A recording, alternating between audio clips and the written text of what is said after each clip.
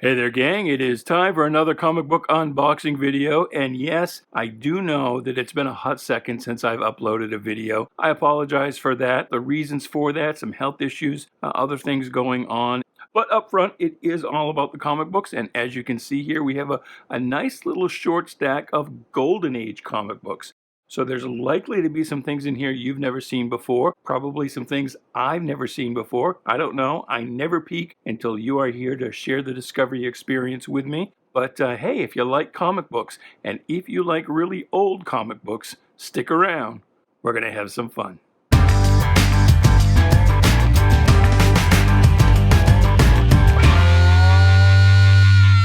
Hey there, Bubby. Welcome to Shanghalla. My name is Duke, and this is an unboxing video. Thank you for those who've sent some expressions of concern and well wishes. But yeah, please do like, share, subscribe, comment away, do all the groovy things.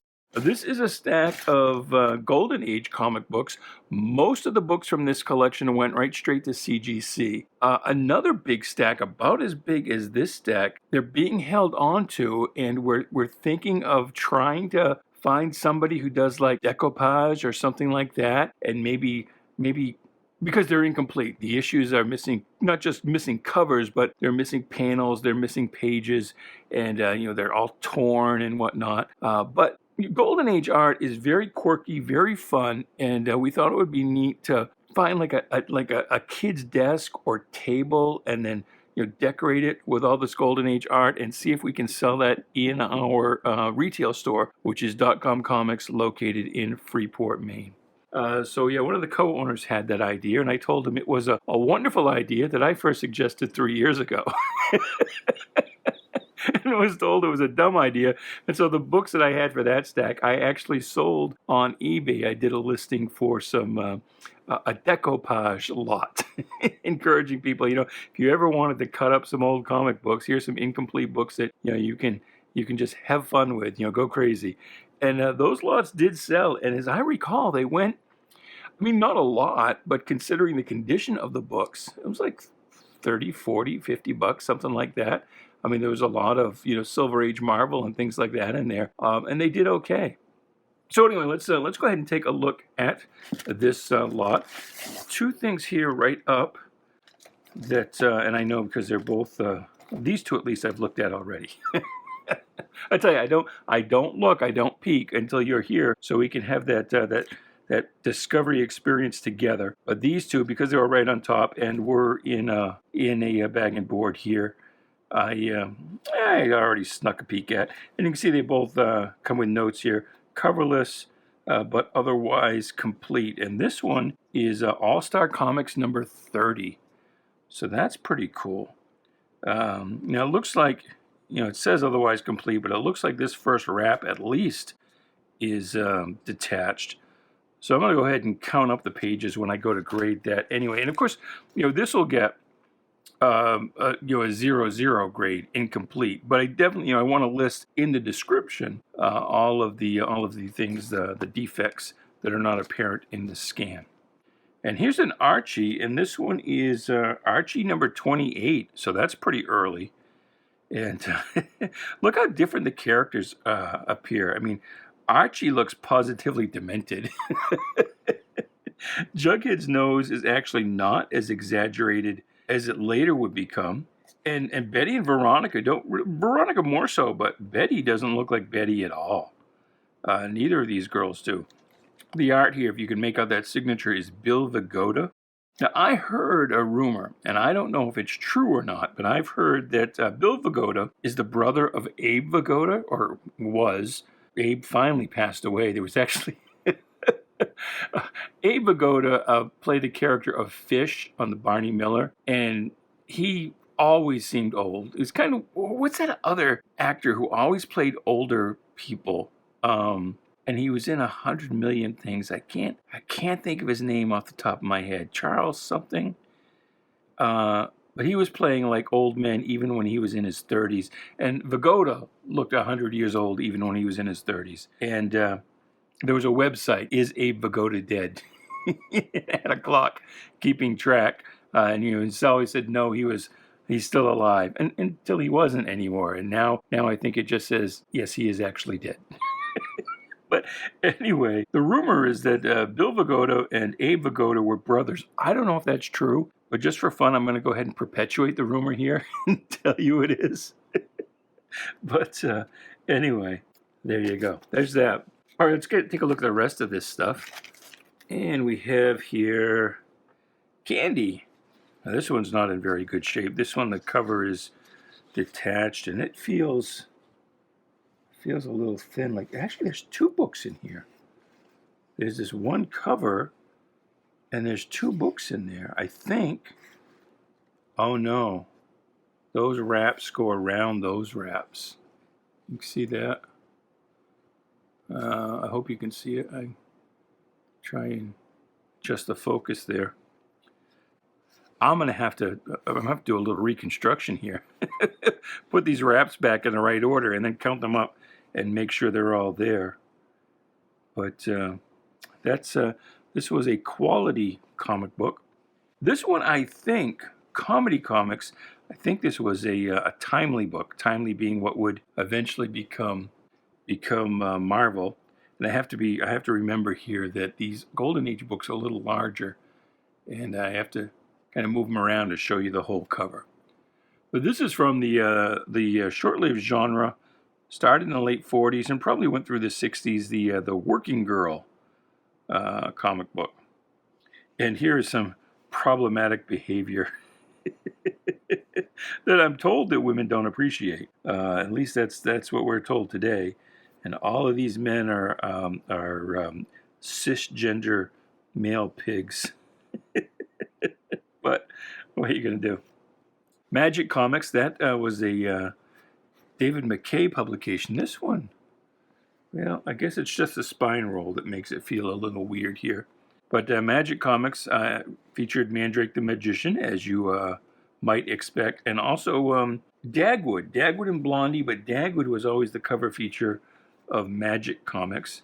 And as I say, David McKay publications, and these were all reprints of King Features comic strips. So you had Henry, Secret Agent X9. Don't know who she is. Gene Parker. What do you got? Aladdin Jr. The Lone Ranger. Far Out. Target Comics. Who did Target Comics? I have to think. I'll have to look it up. Actually, it might actually say in here. I don't see an issue number on here either. This is, well, Volume 4, Number 6, October 1943, Novelty Press. And their hero was the Cadet, as you can see there. But he was kind of a minor feature in Target Comics. It usually had these kind of boys' adventure tales. Oh, here it is on the cover, Volume 4, Number 6. I'll have to go to the Grand Comics database and find out what the actual whole number is. Oh, wow, look at this. Flash Comics. Now, unfortunately, we've got a complete spine split with both covers detached and some rust on the staples. But, you know, when Flash restarted in the Silver Age, it started, as you probably know, with issue 105, and the numbering picked up from Flash Comics. Now, the reason they did that, and we've talked about this before, but the reason they did that is back then you really wanted to avoid having a number 1 issue if you could, for a couple of reasons. One, you could save on postal permits if you know, the Postal Service thought it was a book that was already running, but also in the marketplace, first issues were frowned upon. Retailers and distributors would shy away from carrying them because it was an untested product. A high issue number denoted something that had been tested, had been around for a while, that probably people would buy. So the Flash restarted in the Silver Age with number 105, and that picked up the numbering from Flash Comics. Really, it should have picked up the numbering from All Flash, because All Flash was this Flash solo title. Flash Comics was an anthology title, and it rotated as the cover feature. Now, it did star the Flash, but it rotated as the cover feature Hawkman. So Hawkman had the cover every other issue. So 58 would have been a Flash cover. 59, we would have been back to Hawkman.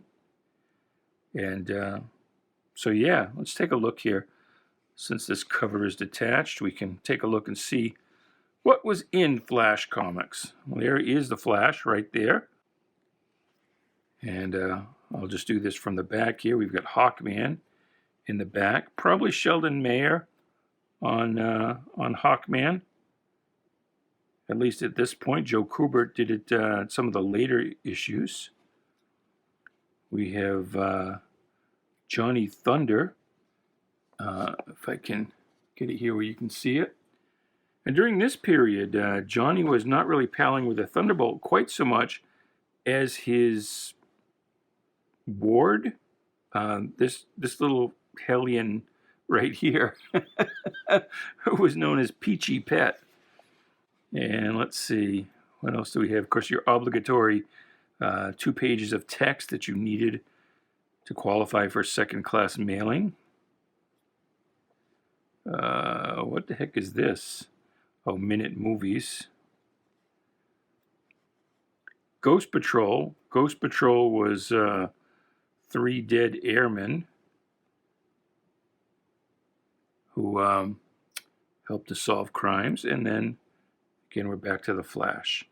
And that does indeed look like Martin Odell, I think.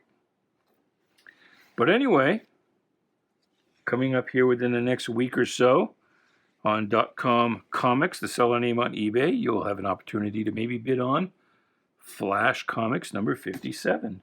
Nice. Nice. Red Ryder. Wow. And this one, this is in nice shape, but the problem is that that's probably a 6, maybe a 6.5.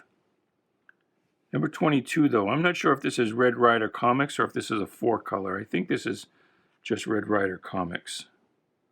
Yeah, 1944. So that is Red Ryder. Number, what number did we say? 22. 22. But that's nice shape. Now, the reason this didn't go to CGC, I'm sure, is because Western comics just don't seem to do that well. It's like everybody who was a fan of Westerns is dead. But you will never be dead enough not to enjoy some scantily clad jungle queens. This book feels a little thin. I'll have to count up the pages. The dude is Kanga, although it's got these apostrophes on the second A, so I always pronounced it as Kaanga. Always, like John Jones, the apostrophes there, I always pronounce it like hiccups. I always pronounce it as Ja'ons. So anyway, but that is a Fiction House book, Jungle Comics number 68. Nice, nice, nice. The Shadow Nose. And I'll have to look up a whole number on this one. Street and Smith Publications, and they did the volume thing as well. So that's volume 6, number 8. Little look inside there for you. Boom, boom. That's kind of ghoulish, isn't it? Barney Google and Snuffy Smith. Now this is 4-color, number 40. And we've talked about the 4-color series before and how it was a series of one-shots. And the name 4-color that you see it listed under in all the price guides is actually sort of a backward-looking appellation. In its day, the series was not known as 4-color. It was each issue was like a one-shot, but it just continued the numbering from issue to issue, probably for that second-class mailing permit and for distribution purposes. But every issue featured a different character. And the reason they call it 4-color comics is because the early issues, and this is one that actually says, it said 4-color comic. That's not a title. That is just advertising that, this is a 4-color or full-color comic book. They mix the 4 different colors, indigo, black, cayenne, and magenta, to make all of the colors of the rainbow. So yeah, that is just advertising that this is not a black and white book. It's actually in full color. Actually, this time you would have a lot of 2-color books. It would be black and white with like a red or a blue tint. here and there. But this is a very early four-color, because four-color went up all the way to 1962, I think, and like 1,300 issues, 1,356. I'm guessing off the top of my head. Barney Google, though, is pretty great. I have loved Barney Google ever since I saw an article on him in, I think it was the old Comic Scene magazine. That's what I'm guessing. And I think, Barney Google eventually gave way to Snuffy Smith, which was just sort of a character he visited in his adventures, and then Snuffy ended up taking over the series. And I think Snuffy Smith is still published today. I haven't seen a comic page in a newspaper probably 10 or 12 years. I mean, they're shrunk down so small, they're useless. And you would think that editors of newspapers would not short shrift them so much, because, I mean, it was the comic strip that initially helped really build the newspapers, because it was something you couldn't get anywhere else. And even today, it's an art form you can't get anywhere else but in the newspaper. You'd think they would give it some featured play, especially because when the news that they cover, most of the things that are in the newspaper, you saw, the TV news the night before. So it is something that I think could be a selling point. It would help lift the newspaper industry out of the doldrums. But what do I know? Barely nothing, because nobody ever listens to me. But that's in pretty nice shape, and it's got one staple here. So that's a wartime book, obviously, during the metal rationing. Walt Disney's Comics and Stories. This one's in a little rough shape here, missing a corner down at the bottom. That is number 84, volume 7, number 12, 1947. This one's 1948, volume 8, number 11, number 95. Target, another issue of Target Comics. And actually, this is the cadet. The guy, remember in the last issue that we looked at? The guy with the target on his chest. Now I've got to look up in here and see who that dude is. I thought Target and the Targeteers. Okay, so he is the target. All right, well, that was my bad. I messed that up. And the guy in the cadet suit is the one who's the cadet. There's Daniel Flannel. That looks like a Revolutionary Era thing. The Chameleon, some kind of detective strip.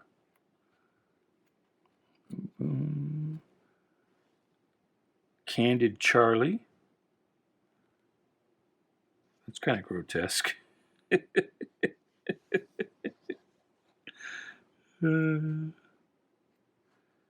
What else we got here?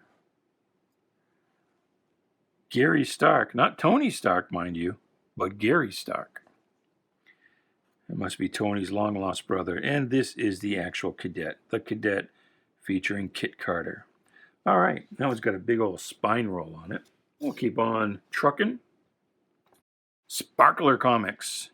And this was United Features Syndicate, published a few different books. This one's in kind of rough shape.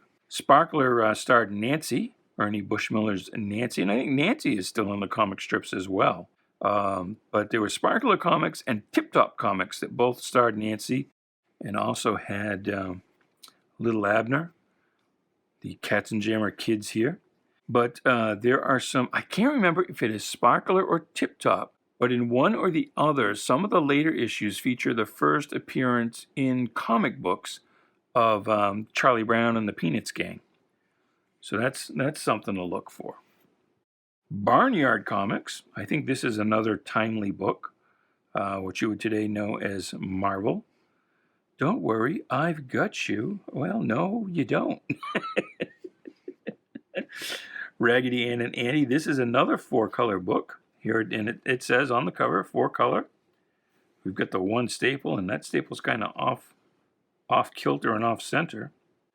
But yeah, Raggedy Ann and Andy, they were big things there for a time.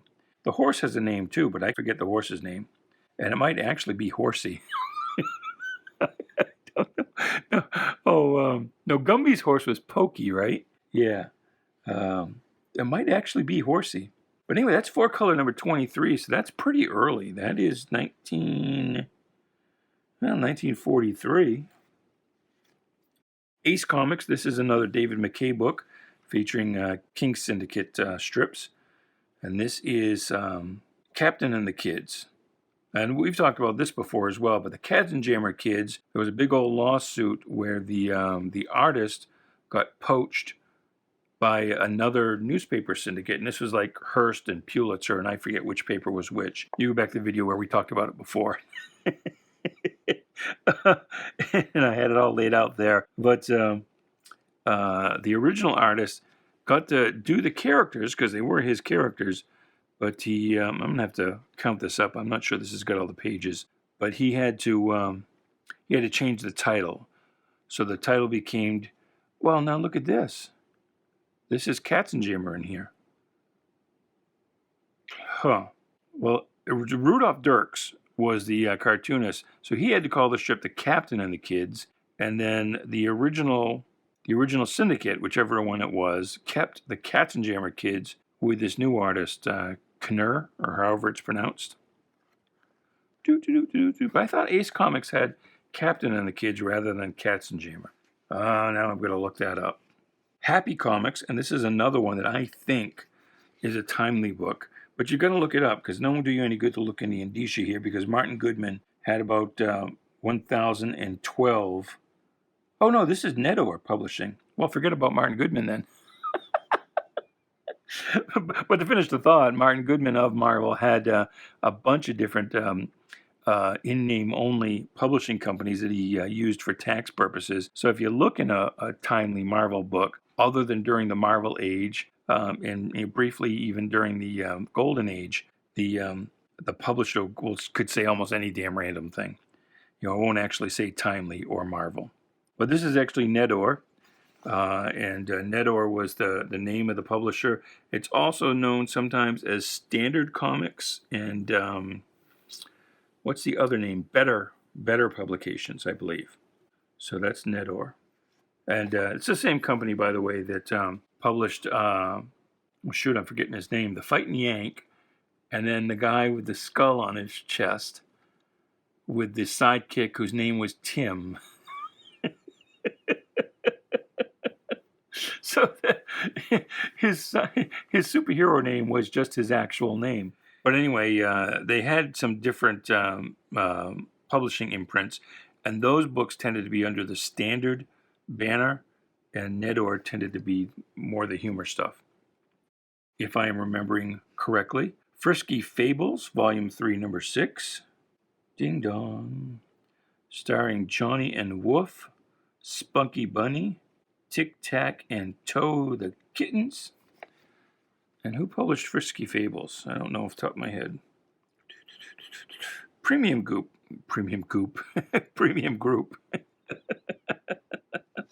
Al Fago, though, did a lot of work for Marvel Timely. So Marge's Little Lulu, and this is, I believe, also a 4-color book. Now, by this time, the 4-color designation has left, but just by that high number, I think this is not a Little Lulu book. I think this is a 4-color book. Although Little Lulu did get up quite high in the numbering before she was done. Here's another Shadow, Volume 4, Number 8. Boom, boom, boom. The Shadow crimps the Indigo Mob. Boom, boom. With some Doc Savage in here as well. And J. Edgar Hoover. All right. And The Green Mask. This is a Fox Features book. It says so right there, FF. The Green Mask appeared on the cover of the first issue of Mystery Man Comics, which was also the first appearance of the original Blue Beetle. And because the Green Mask was all in blue, people think that that's the Blue Beetle on the cover of that book because it's the first appearance of the Blue Beetle. But the character on the cover is actually the Green Mask. And why he's, well, I guess if he was all in green, you would just call him All Green Guy and not Green Mask. I don't know. This one feels a little thin as well. I'll have to count up the pages. Boom, boom, boom. Trying to find a little Green Mask in here for you. There he is. Boom, boom.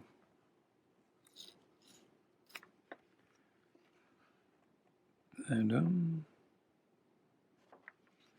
all right. We're getting there. We're getting there. 4 favorites. And I don't know who are the 4. I guess they're Hap, Jerry, Curly, and Hazel. And poor old Jerry looks like he came down that slide and lost his trunks. Poor fella. This is number 31. And I don't know who published this. I'd have to look it up. But this is all teen humor. Curly. Boom, boom. Hazel of Hollywood. She's a blonde on the cover, but she's a redhead inside. There's Haphazard. Not Hop Harrigan, but Haphazard. And Jerry the Jinx. What does this say? Published monthly by A.A. Wynn Incorporated. I don't know who that actually is. Here's Gene Autry. And I'm not sure if this is a 4-color or a Gene Autry. I'll have to look it up. This looks like it's, well, no. Nope, that's got to be a Gene Autry because it's 1944. And we saw some higher numbers in the 20s with a 43 date. Here's another Red Ryder, number 16. Not in quite as nice a shape as the last one we saw. Captain Easy was a big thing back in the day. Alley Oop was a big thing in the day. King of the Royal Mounted was pretty big as well. Wings Comics, this is Fiction House, number 47. And you can see here, they don't have a swastika on the cover, but you can see how they creatively made these trenches in the shape of a swastika. But they're actually Tojo's Tin Gibraltar. They're actually fighting the Japs. I wonder another book I saw. It said something about if you still have scrap metal, turn it in and beat the Japs. Something. Made a little rhyme out of it. Something that rhymed with Japs. Oh, crap. Now I got to find it. Oh, here it is. Here it is. I knew I remembered it. You still have metal scrap. Turn it in to beat the Jap. This is from that Flash comic issue. And DC never really, got the characters involved in the war that much. But they weren't above some propaganda here and there. Here we've got tin cans in the garbage pile are just a way of saying Heil. So recycle those cans. We get some more. I think we get some more. Oh, what's this one? Turnout lights not in use. War production needs the juice. Oh, this is fun. Waste fats in good condition help to make fine ammunition. I don't get that one. I guess I don't know how to make ammunition. What's this one say? Boys and girls every day can give war aid in many a way. Well, there you go. Every time you buy a stamp, you feed the flame in freedom's lamp. You have an extra quarter, buy a stamp to make war shorter. No, buy 2.5 more comic books. All right, one more. Two more. These are just the ones that go with the Hawkman story. They were at the bottom of every page of this issue. What does it say? However far soldiers roam, they want to have some mail from home. That's true. And what does it say? Collect old paper, turn it in, help your Uncle Sam to win. Boom, boom. And there is. These are the stamps they're talking about. The buy war bonds and war stamps. There's Sheena, Queen of the Jungle, the Svengali of the Apes, and a new Ghost Gallery thriller. Boom. So, Sheena was very titillating for the young boys. This is a Fiction House magazine. ANC is American News Company. That's the distributor. Boom, boom, boom, boom. Red Ryder, number 20. And this one's in decent shape. Jungle Comics. This one's a little rough. It's got a pretty massive spine roll. And there's some more Kaanga. Blackhawk, nice. Blackhawk number 18. So we've got Blackhawk, Olaf, Hendrickson, Chuck, Andre, and this must be Stanislaus, and Chop Chop. That's not racist at all. It's pretty unfortunate. That makes the early Blackhawk books, even with the great art. Dick Dillon would come in later, I think. I think these early ones are by, and see, Chop Chop did get his own stories, but they were all kind of humorous and played for laughs with just that horrible racial depiction. It's hard to believe. It's hard to believe that was ever deemed acceptable. I mean, the spirit you can almost see because, Ebony White is such an endearing character and is almost the heart and soul of the strip. And the pidgin English that he uses, I mean, Eisner affected all kinds of dialects. And really the only thing about Ebony is just, the big lips. Otherwise he doesn't look any more cartoony than anybody else in that strip. But this, being as it's so divergent from how everybody else is depicted, it's just tough to take. But anyway, and this is probably like issue 9, because I think Blackhawk started at number 8. It was originally Uncle Sam Quarterly for the first 7 issues. So the first actual issue of Blackhawk was number 8. So 8 to 18 would be, I guess this is the 10th issue. That's nice. And here is the last book in this box, The Texan, from St. John Publishing. And again, the ANC here is American News Company, the distributor. And this one also feels a little thin, but it's a Western. And Prairie Kate.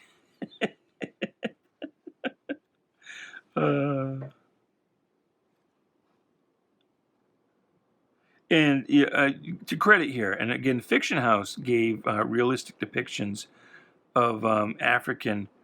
They had all the tribal stereotypes, but they were realistically depicted.